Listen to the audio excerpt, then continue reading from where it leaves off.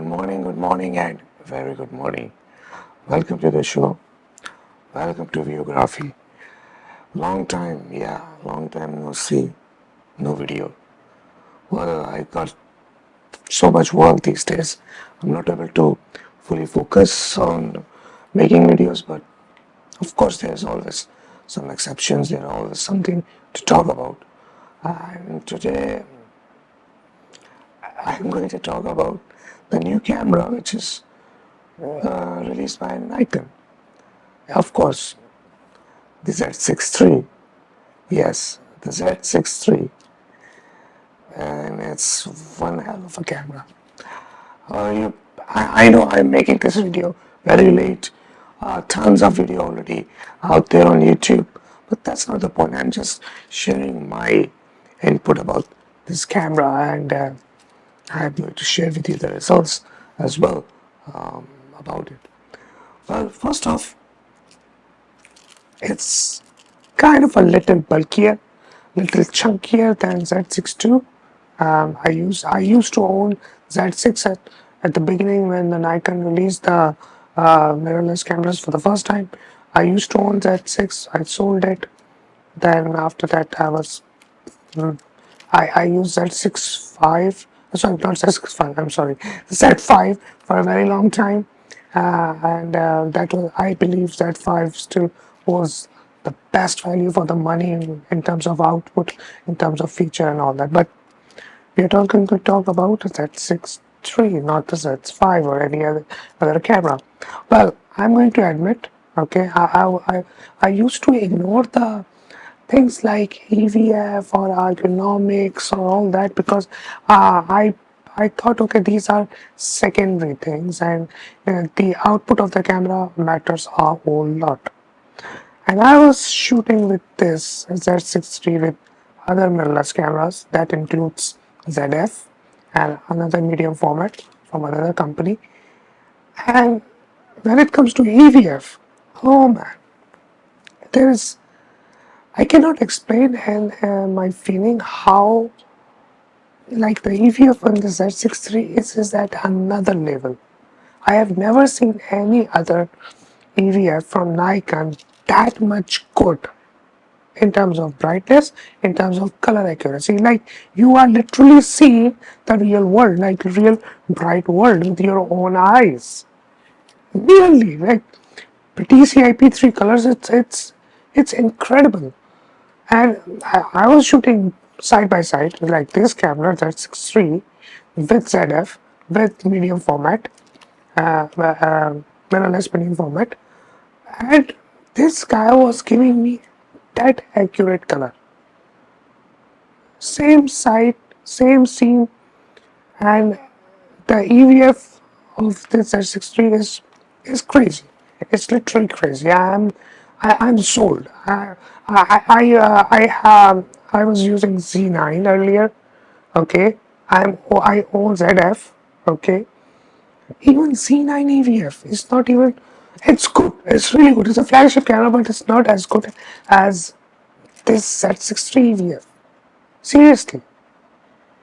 And I was stunned. How come this guy EVF is so much damn good and compared to Z8, Z9, ZF, Z7 II, Z6 II, Z6, and all the other mirrorless cameras. So when it comes to EVF, 100% works, fully sold. I am now spoiled. I am not able to settle down uh, when it comes to EVF other than this. Now, when it comes to output of the camera, I'm going to show you some side-by-side comparison, okay, with CF, same lens, same scene, same light and everything. And you will see there is, people are talking over the internet, okay, Z6 III dynamic range is worse. To be very honest, is very not noticeable, because if you're shooting with at right ISO, right light, you won't get noticed at all. Trust me.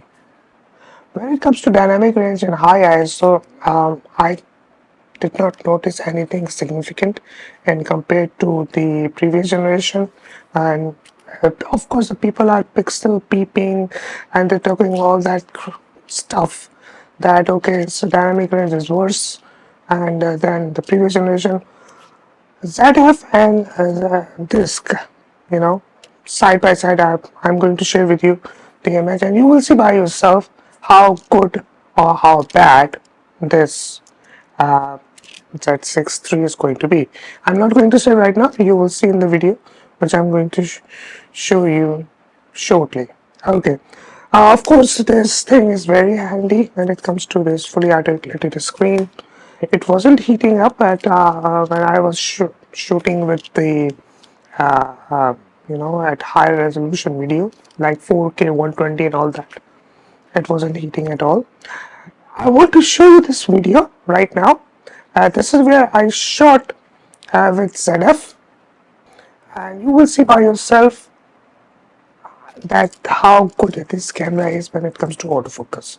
So see the video right now.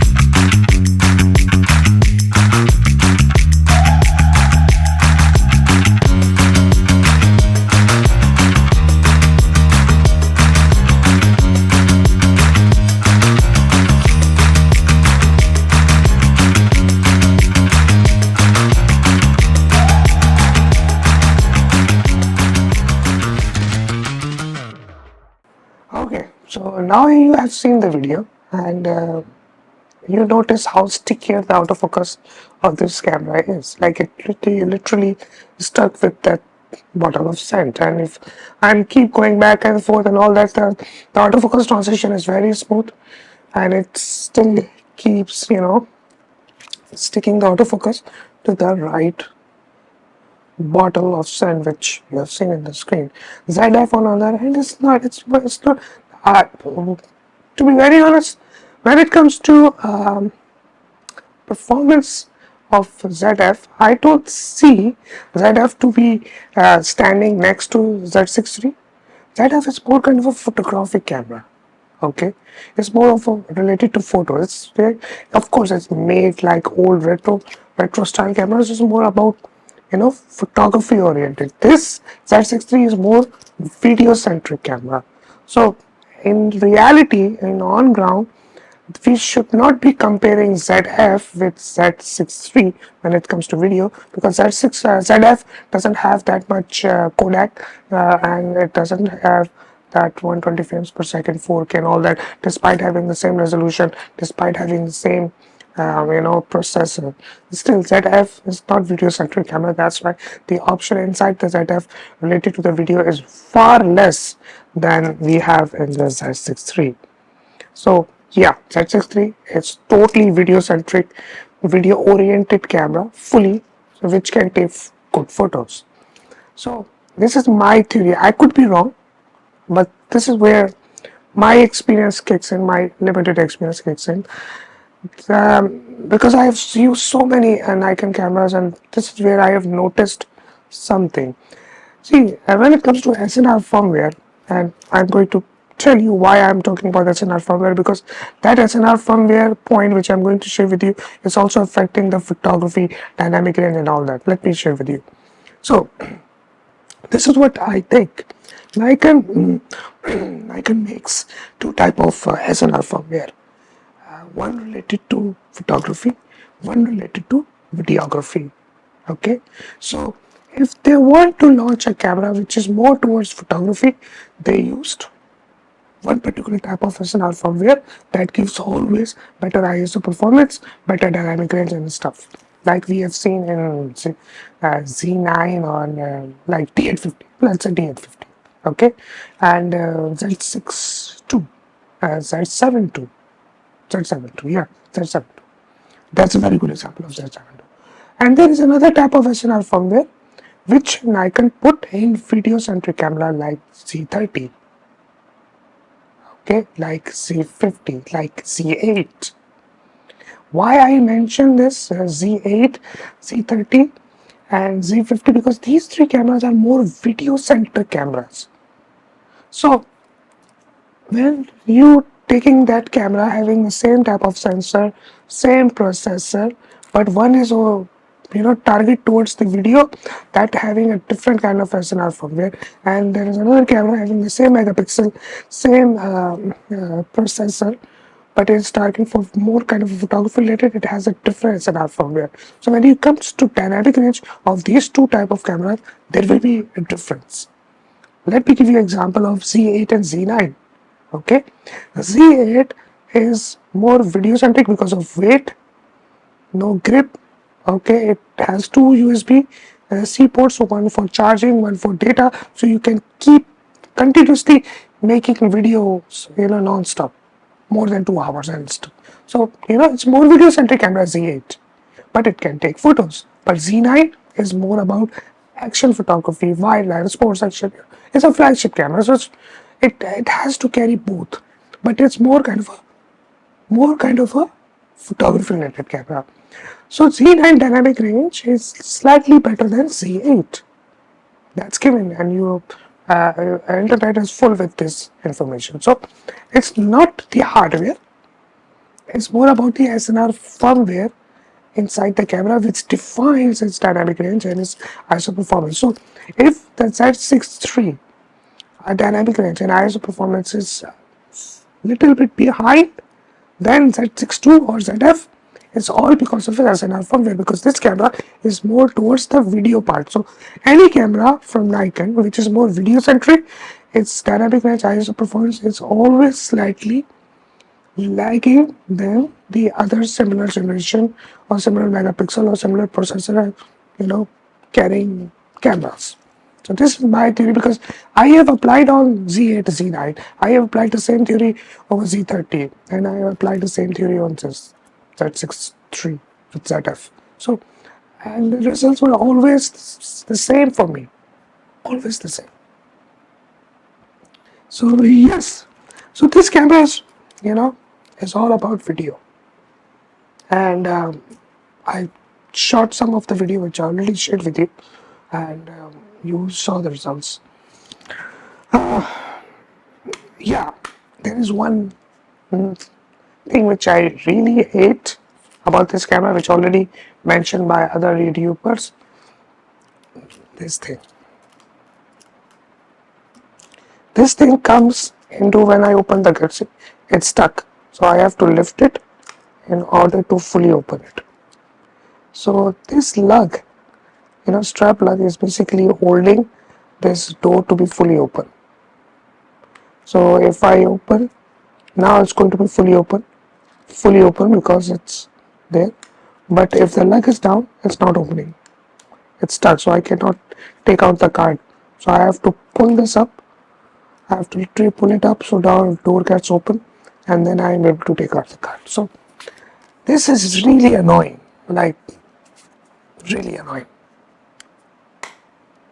But it's there, what to do? It's there. By the way, I really like this top LCD. That's display brightness button. It basically light up this LCD in the dark. So it's kind of a handy. But Nikon could have placed a function button or any other button in that. It could be handy. My hand always going for the playback button over here, but it's down there. So that's something also I'm not comfortable with, but it's okay. Get used to, because Z9 having the playback button over here, Z8, Z9, so that's why they're trying to make the similar similar layout of the ergonomics. That's why they put playback button over here. So yeah, that's it. That's my take on Z6 III. It's it's a very fast camera. It shoots 120 frames per second in video, 30 frames per second, and 60 frames per second, and 120 frames per second also in photo with crop. But it's good. It's really good. Like if I need to shoot video, Z6 III will be my main go-to camera. Period. Period. When it comes to photos, that's where I will talk about something else. We'll talk about some other cameras, but when it comes to video, this guy is a champion. So I'm going to wrap up this video now. I hope you like it, and I'll see you guys in future with some new content. Till then, take care. Bye.